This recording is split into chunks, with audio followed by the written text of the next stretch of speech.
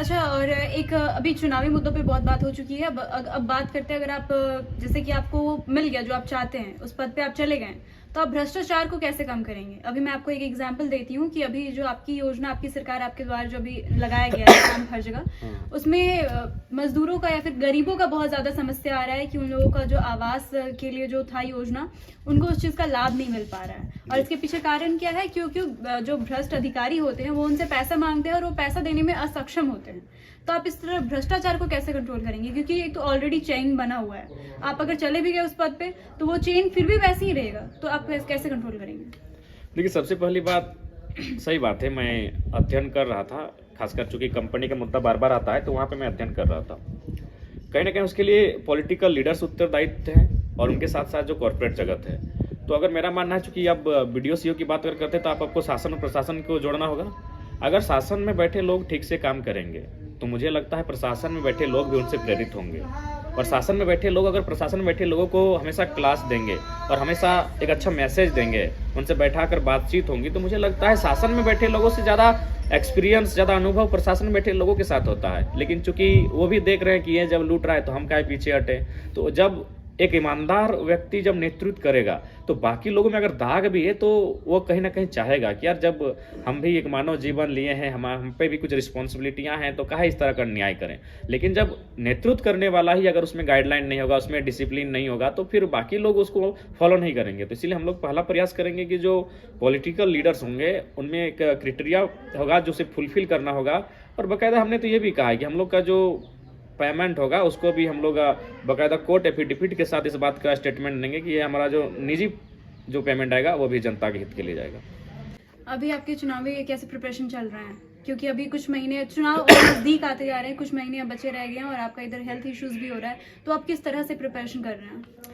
हाँ, देखिए, अब थोड़ा सा बहुत कठिन परिस्थिति में है और हेल्थ का तो असुविधा है, और चुनाव को लेकर कहीं ना कहीं लोकसभा में हम लोग प्लानिंग जो किए थे वो थोड़ा सा हम लोग का वीक दिख रहा है। वीक इसलिए दिख रहा है कि मेरा हेल्थ इशू, और फिलहाल इस आंदोलन में कहीं ना कहीं केंद्र का बिंदु हम रहे हैं। आज किसी भी छोटा मोटा आंदोलन तो वहाँ एक पहला डिमांड हमारा होता है लेकिन उसको हम लोग मैनेज करने का प्रयास कर रहे हैं, और आगे की जो रणनीतियाँ हैं वो लगातार हम लोग का धरातल पर चल रही हैं। बाकायदा हर एक जिले में संगठन का विस्तार भी हो रहा है हमारे, और जनता हमसे जुड़ भी रही है, और उम्मीद करते हैं कि बदलाव होगा। अच्छा, कि आपसे छात्र थोड़ा निराश हो रहे हैं, ठीक है, क्योंकि अब आप उनके संग नहीं रहते हैं।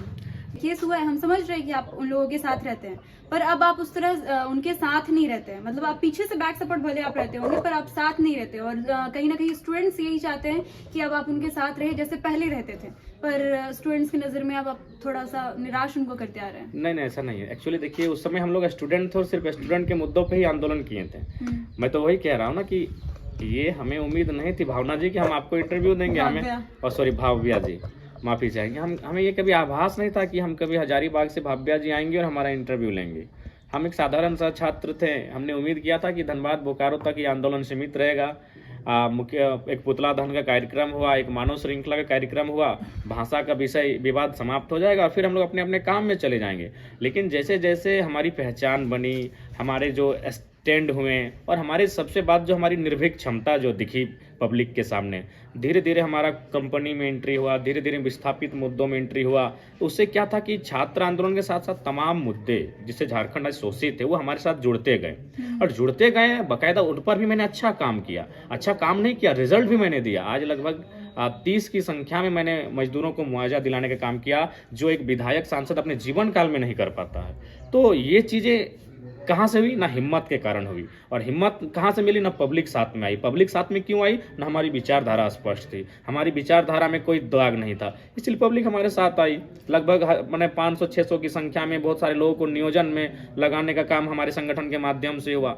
तो हम लोग कुछ नहीं होने के बाद भी बहुत सारा अच्छा काम किए हैं। अब अगर आप पूरी तरह से कहेंगे तो पॉसिबिलिटी नहीं है, हम संवैधानिक पद पर नहीं है और हर काम को आप बोलेगा कि हैंडल कर दें सिचुएशन में। देखिए, हम लोग तो कुछ नहीं बोलते हैं, जो भी आपसे एक्सपेक्ट करती है जनता ही एक्सपेक्ट करती है। और कहीं ना कहीं हमने भी ये जो सुना था कि आपसे छात्र थोड़ा निराश हो रहे हैं, ठीक है, क्योंकि अब आप उनके संग नहीं रहते हैं। देखिए, ऐसा नहीं है। हाल ही फिलहाल रांची में काफी देर तक चर्चा परिचर्चा हुई रांची के छात्रावास में।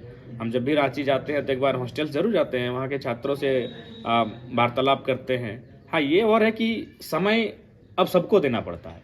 जैसे एक दायरा होता है, जब एक लड़का जब बैचलर होता है तो उसकी एक अलग दुनिया होती है, लेकिन जब वो विवाहित हो जाता है तो उसकी दुनिया में बहुत सारे पत्नी, उनके ससुराल वाले जुड़ते हैं। तो ठीक उसी प्रकार जब हम एक छात्र आंदोलन के रूप में थे तो हमारा फोकस छात्र था, हम सिर्फ छात्रों पर ही हम केंद्र बिंदु के तौर पे रहते थे। लेकिन अब हम लोग मजदूर पे बात करने लगे हैं और प्रत्येक 15 दिन में कोई ना कोई ऐसी घटना भी घटती है जहां हमें 2 दिन 3 दिन धरने पर बैठना पड़ता है। अभी देखिए FCI में धरना चल रहा है, अभी आप देखिए आपका इलेक्ट्रो स्टील में धरना चल रहा है, बहुत सारे कोलियरी में धरना चल रहा है। तो वो क्या है, मजदूरों के मसले हैं। तो ठीक उसी प्रकार जब दायरा बढ़ा तो बहुत सारे और भी मुद्दे हमारे साथ जुड़े। तो जब मुद्दे बहुत सारे जुड़े तो जाहिर सी बात जो मेरा पहला मुद्दा था उसी का ना समय यहाँ गया, तो वो चीज़ें हाई हैं। लेकिन ऐसा नहीं है, उस मुद्दे के साथ भी हम लोग हैं। अच्छा, अभी JSSC सीजल का डेट पोस्टपोन हुआ है और एक धांधली का आप सुने भी होंगे, धांधली का जो पूरा मैटर उठा था, आप उस बारे में छात्रों को क्या संदेश देना चाहेंगे? क्योंकि बहुत उम्मीद लगा कर वो लोग बैठे थे कि एक मैसेज आपके जरिए जरूर आएगा। आप अभी क्या देना चाहेंगे? हाँ बिल्कुल, हम लोग उनके साथ हैं, आंदोलन की रूपरेखा की तैयारी करें और जहाँ जो परिणाम होगा हम लोग पीछे नहीं हटेंगे। ठीक है। आपने एक लाइन कहा था कि हारी हुई टीम के कैप्टन बनने से अच्छा है कि जीती हुई टीम के 15th प्लेयर बने। इससे आपका क्या तात्पर्य है?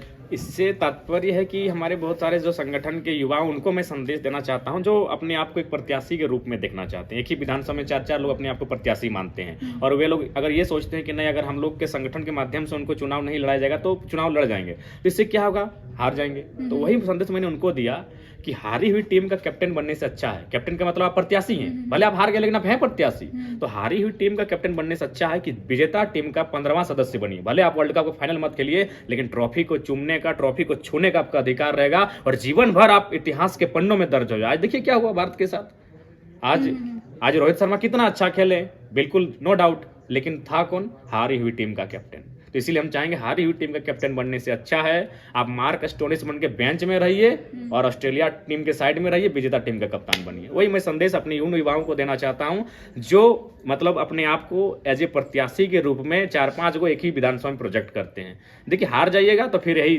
4 साल बाद क्रिकेट में इंतजार करना पड़ता है और पॉलिटिक्स में 5 साल का इंतजार करना पड़ेगा। इसलिए जीती हुई टीम का एक आम प्लेयर बन के खेलिए, यानी इसका मतलब है कि जो बेहतर उसको सपोर्ट कीजिए।